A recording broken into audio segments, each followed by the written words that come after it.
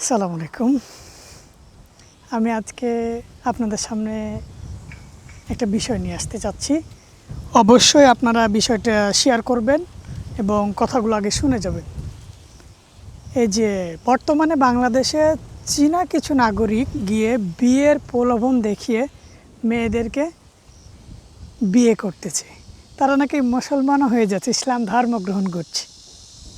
এবার আমি বলি, আজ 4 বছর ধরে আমি চায়নাতে আছি।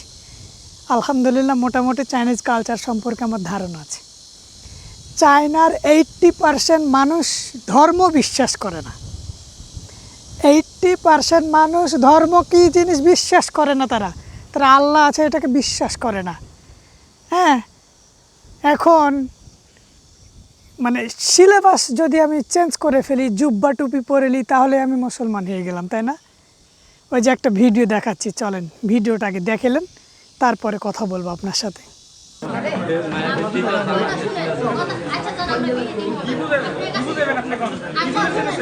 আপনি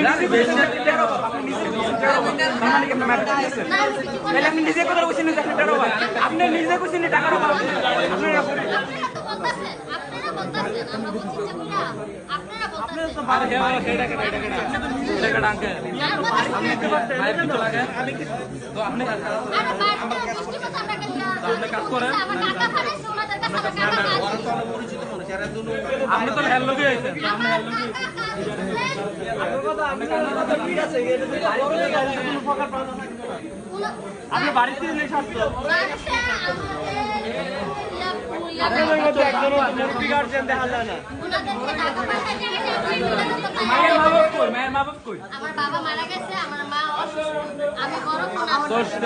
খালা নাই খালা নাই সব আছে খালা নাই চাষাবু নাই নাকি সব মরে গেছে গেল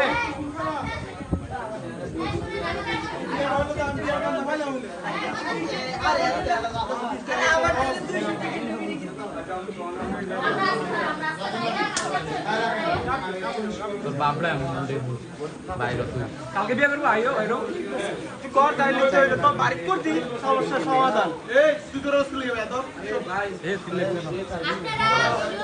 এই বইলা হ্যাঁ ভিডিও করে জানা নাইলে আপনারা টাকার জন্য মাই বেচে দিতেছেন আপনি কইলে আমার সামনের এর বাসগুলো দেন তো মায়া দেন দেন মায়া দেন হ্যাঁ দাও এটা লয়ে দাও যে কুয়ারা দিয়ে তো উপরে গিয়ে মারতাছে। দৌলদিয়া ঘাটের 2টা মেয়েকে নিয়ে আসছে চীনা নাগরিক। তারা ইসলাম ধর্ম গ্রহণ করে কাজী অবশ্যই বিয়ে করতেছে টুপি মাথায় দিয়ে, তাই না? আচ্ছা ভাই, ওরা তো ধর্মই বিশ্বাস করে না, মুখে বলতেছে, প্রলোভন দিচ্ছে, একটা ট্র্যাপ ওরা তৈরি করেছে। এই ট্র্যাপের মধ্যে বাংলাদেশি মেয়েরা পড়ে যাচ্ছে। আসলে বাংলাদেশের কাজীগুলো তো হচ্ছে মানে বেশিরভাগই মাদাচ্চোদ। আপনারা যাই বলেন না কেন, বেশিরভাগই মাদাচ্চোদ। তারা টাকার লোভে তারা বিয়েগুলোকে মানে এমনভাবে করে তোলে কল্পনার বাইরে, আপনি ভাবতেও পারবেন না। তারা জানে এটা নিষেধ, এটা আল্লাহ বলেছে এভাবে বিয়ে দেওয়া যাবে না, জায়েজ নাই, তারপরে তারা বিয়ে দেয়। ঠিক আছে, থাকে না বাবা মার অনুমতি, থাকে না মেয়ের অনুমতি, হ্যাঁ, ছেলের থাকে না, ছেলের থাকে তো মেয়ের থাকে না, এরকম বিয়েও তারা পড়াই দেয়।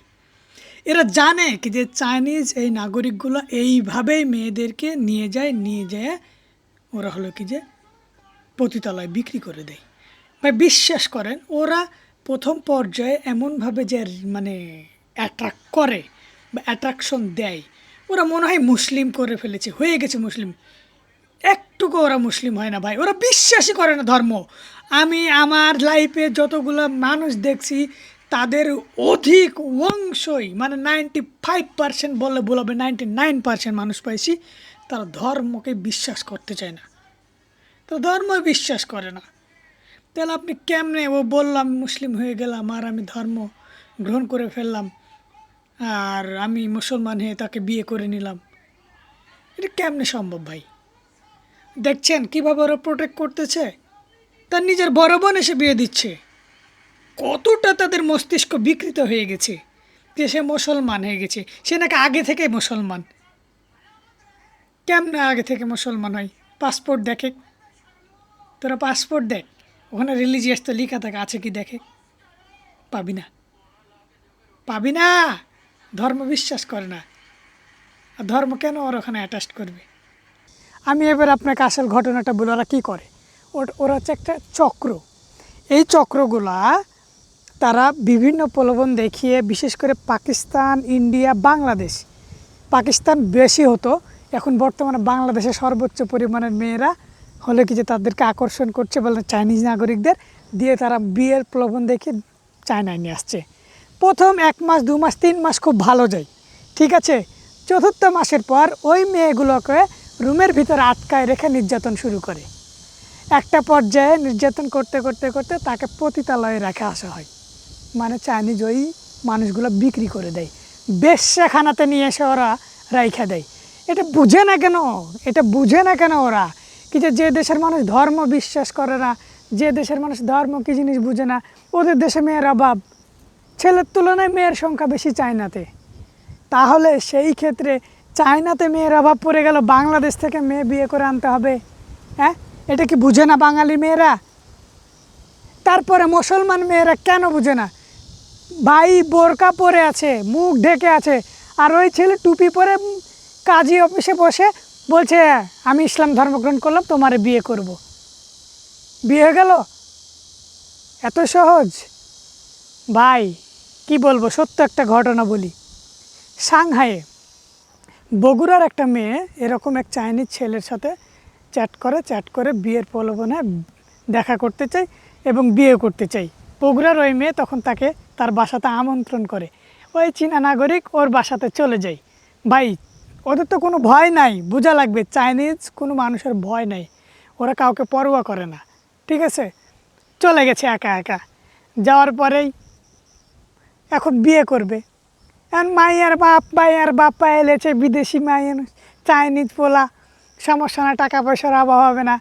হ্যাঁ, আর ছেলে বলছে, মেয়ে বলছে মুসলমান না হলে বিয়ে করবো না, ও বলছে মুসলমান, ঠিক আছে আমি হয়ে যাব। আর ও তো মুসলমান কি জিনিস বুঝে না, চাইনিজ মানুষরা মুসলিম কি এটাই জানে না খোরা। আমার দাড়ি দেখেন, আমারও দেখে কতজন প্রশ্ন করে কি তুই কোথাকার, তোর দাড়ি কেন রাখিস? তা আমি মুসলিম। মুসলিম আবার কি? তখন ওকে ভাঙে চুরে বোঝাতে হয় কি যে আলাপই মানে আলাপো মানে হচ্ছে অ্যারাবিক, ওই অ্যারাবিককে তারা মনে করে মুসলমান, তাছাড়া বাকি কাউকে মুসলমান মনে করে না। আর মুসলমানের ধর্ম কর্ম কি, হ্যাঁ হাদিস কি আছে, কোরআন আছে, কি আছে, আল্লাহ আছে, আল্লাহ কি বলেছে না বলেছে এগুলো তো তার কোনো জ্ঞানবোধ নাই। তাহলে পরে সেই ক্ষেত্রে সে কি জানবে? ভাই আমি যদি এখন বলি জয় শ্রীরাম, তাহলে আমি হিন্দু হয়ে গেলাম নাকি? হ্যাঁ, হিন্দু ছেলে যদি বলে লা ইলাহা ইল্লাল্লাহ মুহাম্মাদুর রাসূলুল্লাহ, সে মুসলমান হয়ে গেল? কখনোই না ভাই। ওরা শুধুমাত্র ট্র্যাপে ফেলে এই মেয়েদেরকে বিয়ের প্রলোভন দেখিয়েই চায়নায় নিয়ে আসে, চায়নায় নিয়ে এসে এই কাজ করে। ও যে গল্পটা বলছিলাম, তো ওই বগুড়ার মেয়েটা বিয়ে করে তারপরে চায়নাতে নিয়ে চলে আসে ছেলেটা। প্রথমে 1 মাস 2 মাস 3 মাস খুব ভালো কাটে, ঠিক আছে। চতুর্থ মাস থেকে এই যে বললাম একটা বাথরুমের ভিতরে ঢুকিয়ে রাখে কম করে 3 মাস। এমন অবস্থা, ওর চেহারার দিকে তাকানো যায় না, নাক মুখ চোখ একেবারে অবস্থা। হ্যাঁ, ওরে খাওয়াইতে পারে না, মারে এই সেই হ্যান ত্যান, বাইর হতে পারে না, থেকে যায়। পরে 3 মাস পরে যখন দেখলো কি যে আমি যদি এইভাবে থাকি তাহলে তো আমি বেরোতে পারবো না, আমার মৃত্যু ছাড়া কিছু নাই, তখন ওই ট্র্যাপটাকে ভাঙার জন্য সে একটা বুদ্ধি খাটিয়ে কাজ করলো। ঠিক আছে তুমি যেখানে বলবা যাইতে আমি সেখানে যাব। তখন তাকে সে একটা হোটেলের ভিতরে নিয়ে যায়, ঠিক আছে। তার চেহারা টেহারা মেকআপ টেকআপ করে সুন্দর করে সাজিয়ে গুজিয়ে নিয়ে যাওয়ার পরেও বাবা কিছুদিন থাকতে থাকে ওই রেস্টুরেন্টে, মানে এক কথা বেশ্যাখানায় থাকে। হঠাৎ করে ওইখান থেকে কীভাবে বের হবে এই ফোন দিয়াকে এই করতে একদিন কোনো রকম সুযোগ পেয়ে যায়, দৌড়িয়ে পালিয়ে যায় পুলিশ স্টেশনে পৌঁছায় যায়। আল্লাহর কি হুকুম। আর চায়নাতে পুলিশ স্টেশন ভাই জায়গায় পাবেন আপনি, জায়গায় পুলিশ স্টেশন। বাস ওই যে পুলিশে শরণাপন্ন হওয়ার পরে এখন ও তো ভাষা বুঝে না, ও বাংলা, ও ইংলিশও পারে না, এখন কি করবে? তখন আশেপাশে যখন ওই সাংহাইয়ের পুলিশ স্টেশনের সাথে বাঙালি কিছু মানুষের পরিচয় আছে তাদেরকে কল দেয়, কিছু সিনিয়র বড় ভাই ইউনিভার্সিটিতে পড়াশোনা করে তারা তখন ওই থানাতে যাওয়ার পর ওই মেয়ের সাথে কথা বলে, মেয়ে তখন ভাঙে চিরে খুইলা বলার পরে তখন পুলিশের সাথে তারা তখন ওই চাইনিজ ভাষায় কমিউনিকেট করে বলে কি যে এরকম এই পরবর্তীতে ওই চীনা নাগরিকদের গ্রেপ্তার করা হয় এবং ওই মেয়ে কি বলবে মানে সুবালাবালি দেশে যাই। তখন ওই মেয়ে আবার আরেকটা কথা বলেছিল কি যে তুই বাংলাদেশি মেয়েদেরকে এভাবে বলবি চাইনিজ ছেলেরা বিয়ে করতে চায়, যদি বিয়ে করে তাহলে পরে এরকম বাড়ি দিবে, ঘর দিবে, টাকা পয়সার অভাব হবে না, সংসার হবে, লাইফ অন্যরকম হবে। তো সে তো বুঝে গেছে, কিন্তু তাকে চাপ দিত, কিন্তু সে বলতো না, কখনো না। তো এই হচ্ছে কাহিনী একটা, কি যে ভাই ওরা নিয়ে এসে এইরকমভাবেই টর্চার করেই পতিতালয়ে বিক্রি করে দেয়।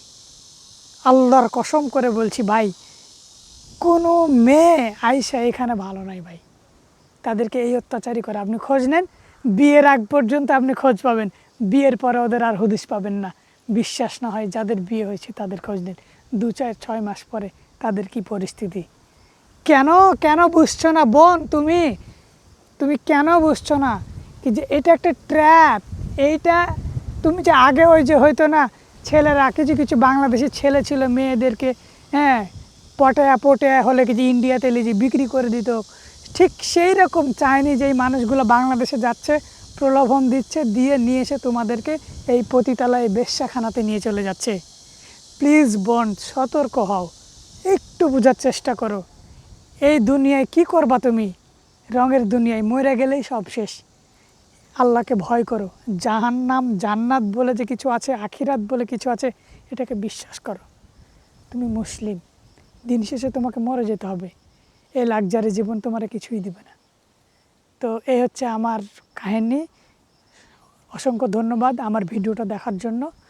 আর এই ভিডিওগুলো একটু বেশি বেশি শেয়ার করবেন, আর শেয়ার করলে পরে হয়তো বা আপনার মাধ্যমে আরেকজন সচেতন হবে। কোনো না কোনো ব্যক্তি যদি সচেতন হয়, সেইটাই আমার সার্থকতা। এজন্য আমি বলবো সবাইকে, আপনারা প্লিজ শেয়ার করে দেন ভিডিওটা। আসসালামু আলাইকুম।